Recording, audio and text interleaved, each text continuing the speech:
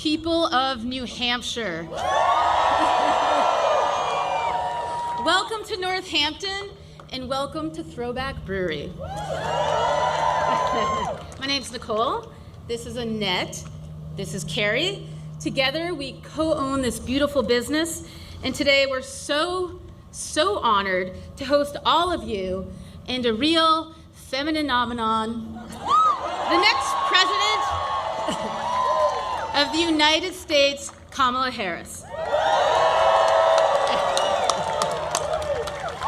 As small business owners, we know what it takes to watch a dream become a reality and to bring a small business to life. It takes a lot of passion and tireless effort. It's not easy, but it is possible, and it all comes down to opportunity. In July of 2011, Annette and I started selling beer in a little warehouse across the street here on the seacoast of New Hampshire. 4 years later, we dragged this one in, and this small women-owned business opened the doors of our restaurant for the very first time. After years of very, very hard work, look at us now. We're located on this gorgeous 12-acre farm with a hop yard, chickens, pigs, goats, donkeys, of course, and solar panels that help power our brewery. Solar panels that I should add, we were able to install because of a REAP grant. We have a new, I don't even know where we are, climate battery coming. Everything's all different. We have a climate battery coming thanks to the funding from the administration and Vice President Harris. All of this has been possible because we had the opportunity to chase this dream and to make it succeed. We are able to expand this current location in part thanks to this administration's credit initiative for small businesses and the American Rescue Plan. Over the past decade, we have certainly grown, but our core values of sustainability, of community building, of inclusiveness, and kindness have not changed.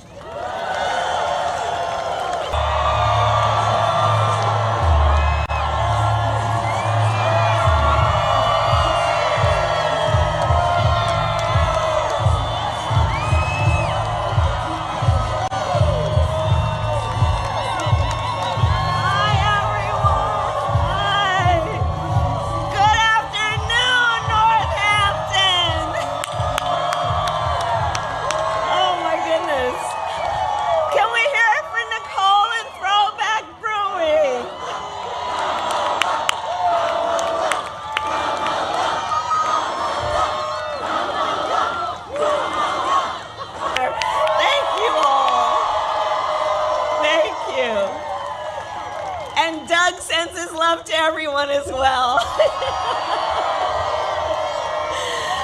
Oh, thank you, everyone. Nicole, thank you. You guys are just so extraordinary, and I applaud the way you do the business that you do and the love that you do in giving community. I love our small business owners. It is what you do. I'm going to talk a bit about you in a minute, but you are part of the fabric, the essential fabric of a community that cares about one another. Thank you for everything. And thank you to the outstanding congressional delegation, Senators Shaheen, Hassan, Representatives Pappas and Custer, and all the leaders who are here today. Thank you all. Thank you all for taking the time to be here this afternoon. Thank you, everyone. Thank you. So before I begin, I do want to say a few words about this tragic shooting that took place this morning in Winder, Georgia. We're still gathering information about what happened, but we know that there were multiple fatalities and injuries. And, you know, our hearts are with all the students, the teachers, and their families, of course. And we are grateful to the first responders and the law enforcement that were on the scene. But this is just a senseless tragedy on top of so many senseless tragedies.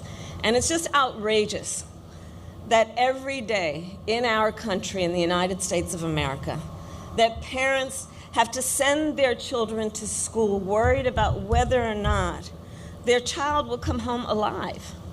It's senseless. It is, we've got to stop it.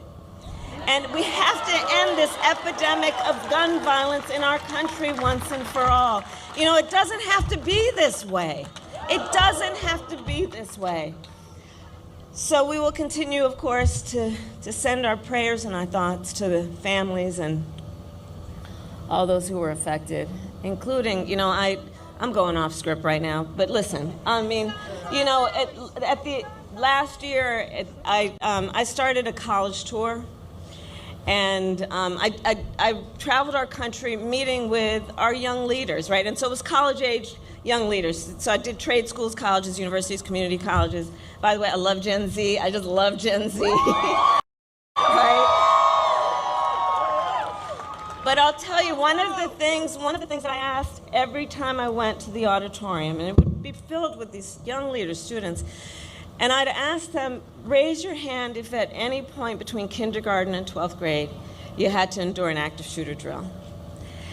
And for the young leaders who are here who are raising their hand, I'm telling you, every time the auditorium was packed and almost every hand went up. You know, a lot of us, I'll speak about myself, you know, we had, well, I grew up in California, earthquake drills, we had fire drills, but our kids are sitting in a classroom where they should be fulfilling their God-given potential, and some part of their big, beautiful brain is concerned about a shooter busting through the door of the classroom. It does not have to be this way. It does not have to be this way. And, you know, this is one of the many issues that's at stake in this election.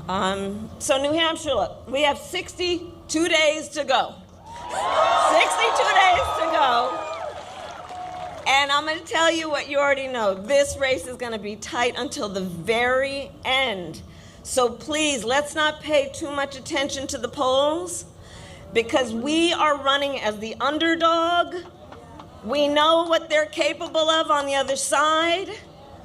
The only thing we can take for granted is the love that we as Americans have for each other, knowing we have so much more in common than what separates us. And we've got some hard work ahead, but we like hard work. Hard work is good work. Hard work can be joyful work. And so we are up for the task, and with your help, we will win in November. We will win in November. And that, in large part, is because we know what we stand for, and when you know what you stand for, you know what to fight for. We love our country, and we believe in the promise of America. That's so much of what I think brings us all together this afternoon. We believe in the promise of America, and that includes a topic we're going to discuss today, which is what I call an opportunity economy, building an opportunity economy. And my vision of an opportunity economy is one where everyone can compete and have a real chance to succeed, where everyone, regardless of who they are, where they start, can build wealth, including intergenerational wealth, where workers are treated with dignity and everyone has the freedom to join a union if they choose, where we remove barriers to opportunity so anyone who wants to start a business can have access to the tools and the resources they need to do that. I believe, and I said it before to Nicole, I believe America's small businesses are an essential foundation to our entire economy. Think about it. Think about it. Small businesses in our country employ half of all private sector workers. Half of all private sector workers own or run a small business or work for a small business. They do trillions of dollars of business every year. They generate revenue that helps repair our roads and pay our teachers. And you know, for all of those who are or know of small business owners, the thing I love about you is that you're not only leaders in business, you are civic leaders. You are community leaders. You are mentors. You hire locally. You believe in the community, and you're part of the glue of the fabric that holds communities together. You provide the local meeting space. You are the types of folks where you know who your regulars are, and when someone's walking in the door and you can tell they've had a bad day, you know exactly what they need. Isn't that the best of who we are? Isn't that the best of who we are? And I've met so many entrepreneurs across the country who take the incredible leap of faith that is required to start a small business. Folks who put their life savings on the line and work through the weekends and holidays, because they aren't just building a business, they're pursuing a dream. They're building a better future for their employees and for the people they love in their communities. And by extension, they're building a stronger middle class and a stronger America for us all.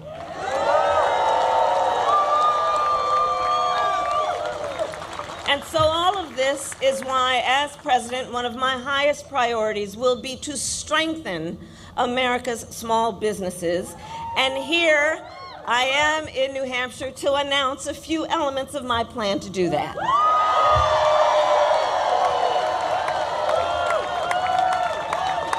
So first, we're going to help more small businesses and innovators get off the ground, okay? Now, I'm setting what some, I'm sure, are going to call a very ambitious goal, but you know what? I think we should admire ambition in each other.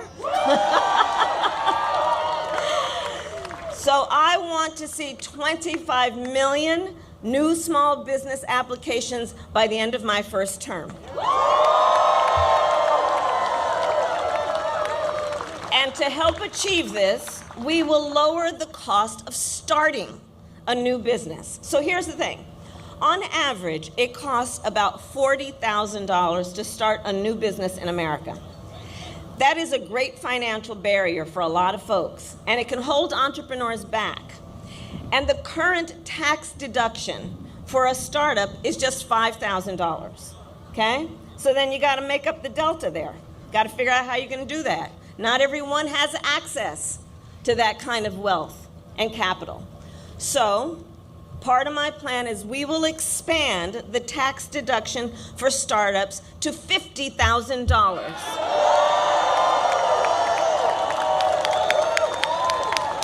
It's essentially a tax cut for starting a small business.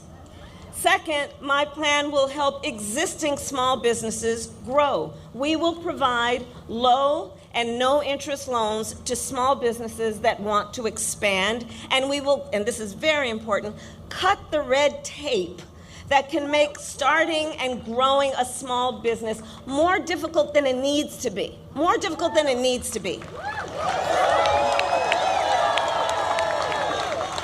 For example, we will make it cheaper and easier for small businesses to file their taxes. Similar to how individuals can take a standard deduction. You know, I said to my team, kind of like, now I'm going to date myself again because they no longer do it, but kind of like you remember the 1040 EZ? Like that kind of idea, right? Like, let's just take away some of the bureaucracy in the process to make it easier for people to actually do something that's going to benefit our entire economy. Third, my plan will invest in small businesses and innovators throughout America. And here's why. We know that talent exists everywhere in our country, from rural towns to city centers. But not everyone has access to the financing, to venture capital, or expert advice. It's not that they don't have the skills. It's not that they don't have the work ethic. It's access to these resources. So under my plan, we will expand access to venture capital. We will support innovation hubs and business incubators. And we will increase federal contracts with small businesses. And we will have a particular focus on small businesses in rural communities, like right here in New Hampshire.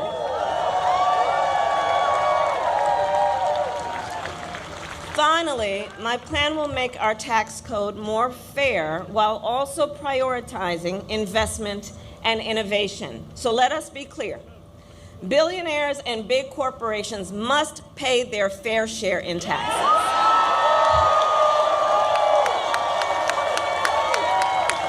Because here's the thing, it's just not right that those who can most afford it are often paying a lower tax rate than our teachers and our nurses and our firefighters. It's just not right. It's just not right. So that's why I support a billionaire minimum tax and corporations paying their fair share.